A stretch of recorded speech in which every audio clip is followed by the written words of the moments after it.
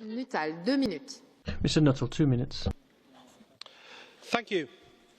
I think we can all agree that the migration crisis last year was probably the single biggest catastrophe to hit the European Union in its history. In fact, I go as far to say it has put the very existence of this project in jeopardy. And what's amazing is that your own actions helped cause the problem in the first place. When Chancellor Merkel and the Swedish government committed the equivalent of cultural suicide and invited everyone who had a Syrian passport to come to the continent, it was obvious to all of us what was going to happen. People would attempt to come in their droves. People would die in the seas. There would be migrant camps overflowing. Member State would be pitted against Member State.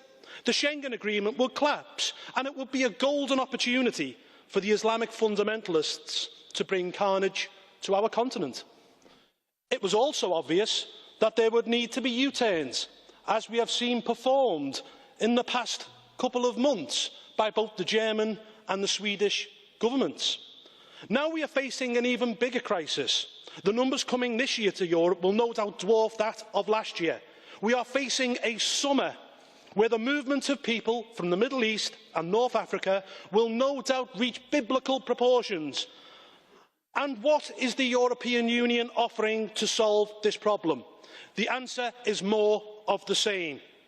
More concessions, more EU, more money, more misery, not only for the migrants, but for many of its own citizens. We have to put a stop to this madness, ladies and gentlemen, and the answer is not making the same mistakes over and over again. It's restoring proper border controls, just as the Australians have done for the past 5 years. However, for the UK to achieve this goal, we must vote to leave this organisation in the up and coming referendum. Thank you. Monsieur Nuttall, do you accept a blue from Mr. Donano? Monsieur Donano. Micro. Micro. Microphone, please. Do you think that immigrants were waiting for Angela Merkel's authorization before setting off in pursuit of a different life away from terror and the threats to their life? Mr. Nuttall?